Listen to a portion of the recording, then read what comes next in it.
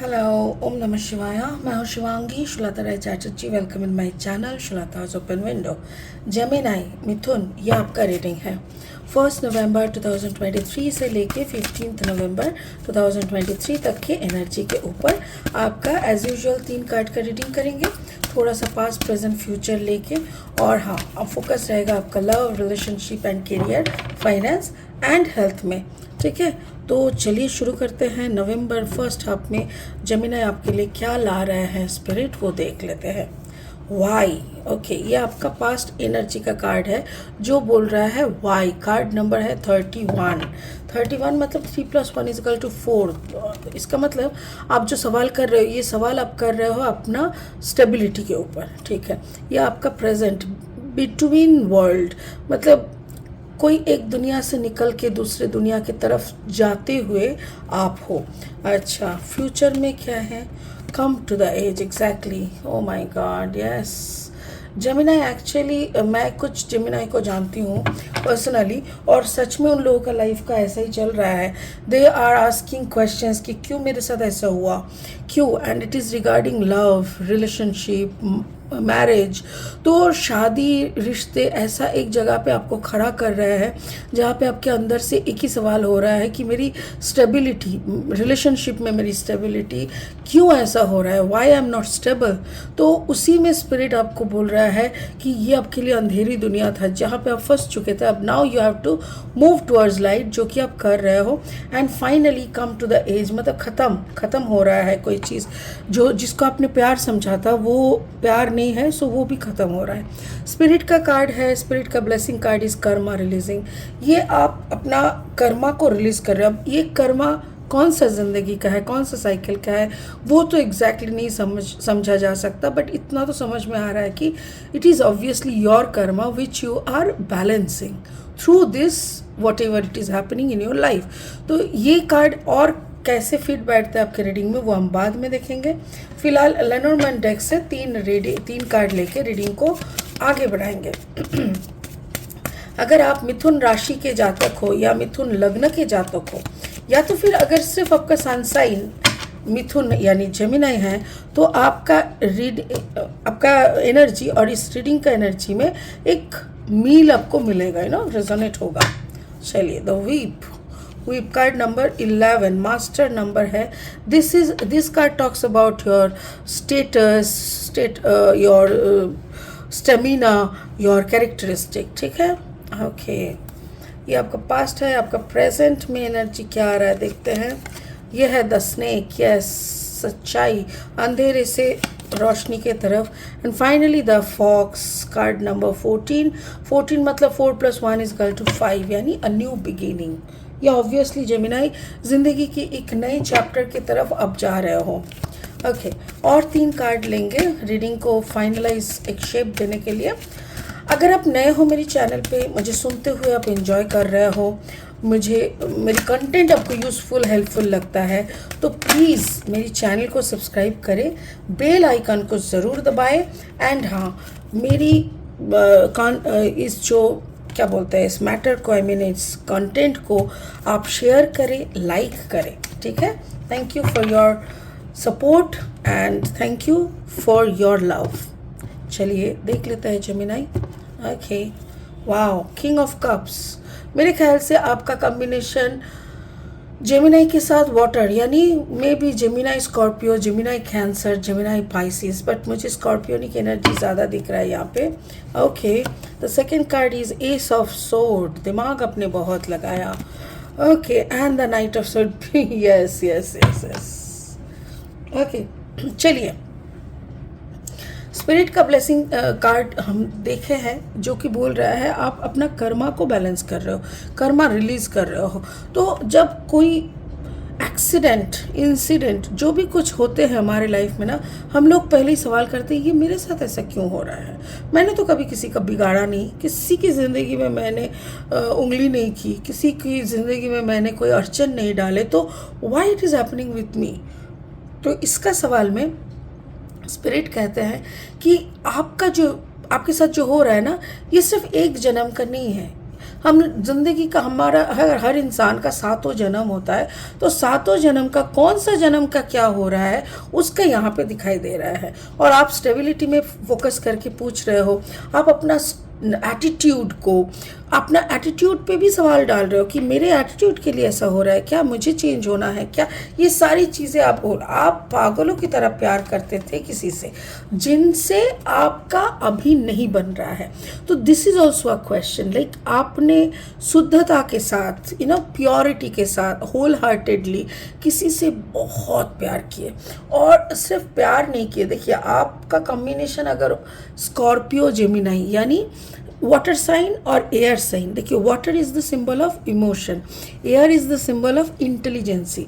तो एक बात तो तय है कि दिल और दिमाग दोनों आपके पास है, इमोशन दिल और एयर साइन यानी इंटेलिजेंसी इज दिमाग, तो दिल और दिमाग दोनों आपके पास है। It is what the question is, like आप किसके ऊपर ज़्यादा जोर डालते हो।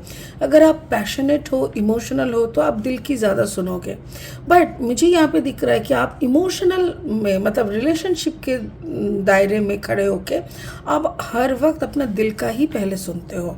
पहले क्या, हर वक्त इंट्यूशनल मैसेज को फॉलो करते हो, दिल की बातें सुनते हो, but in your professional life में भी यू फॉलो योर इंस्टिंक्ट, जो जिसको कहते हैं इंटेलिजेंसी को आप फॉलो करते हो। तो यहाँ पे आपने दिल जान दे के, अपना पूरा अस्तित्व देके किसी से प्यार किया, but you didn't get any answer, then you are asking to the universe कि क्यों मेरे साथ ये हुआ है, ये आपका पास्ट एनर्जी है।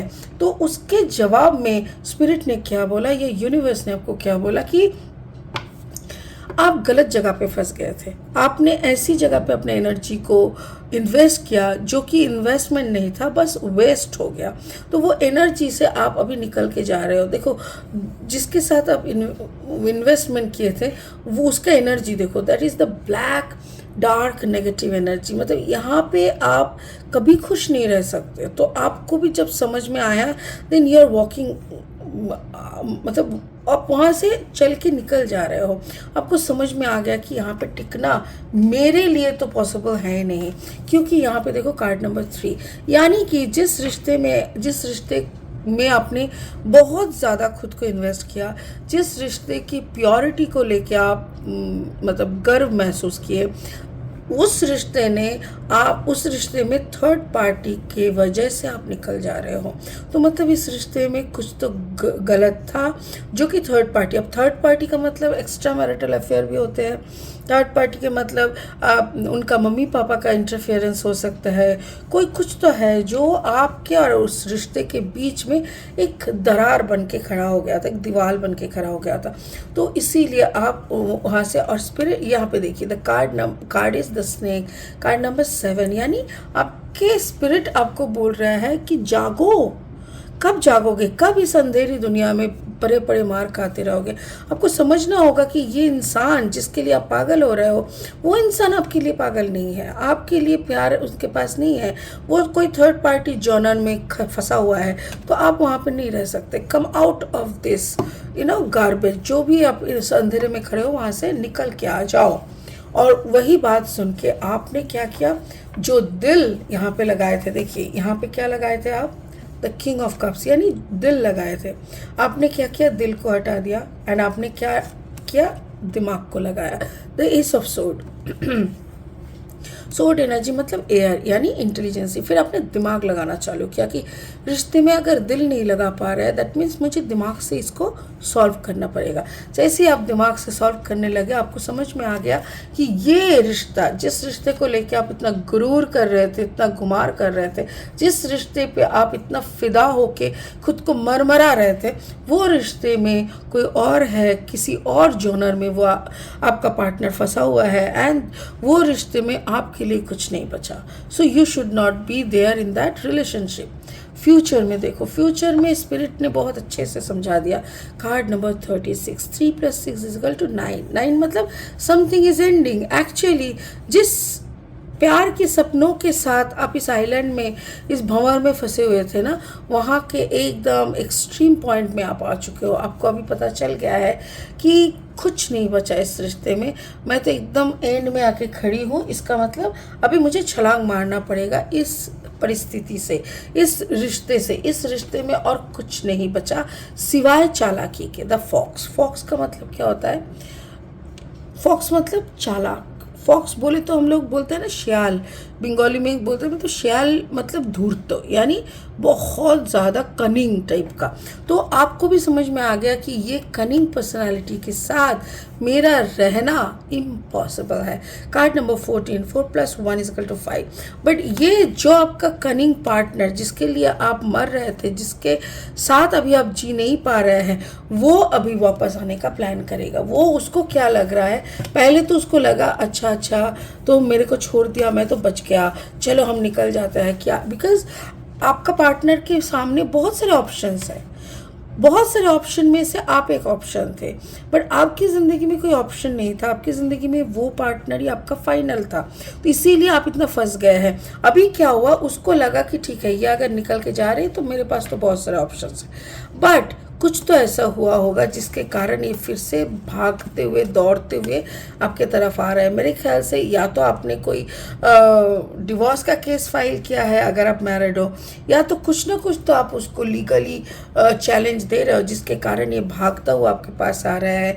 May be for asking help, may be for asking कि मेरे को फॉरगिवनेस, मेरे को माफ़ कर दे, जो भी कहा सुना हुआ उसको ख़त्म करो और out of the court settlement करो। ऐसा कुछ करने के लिए वो आ रहा है।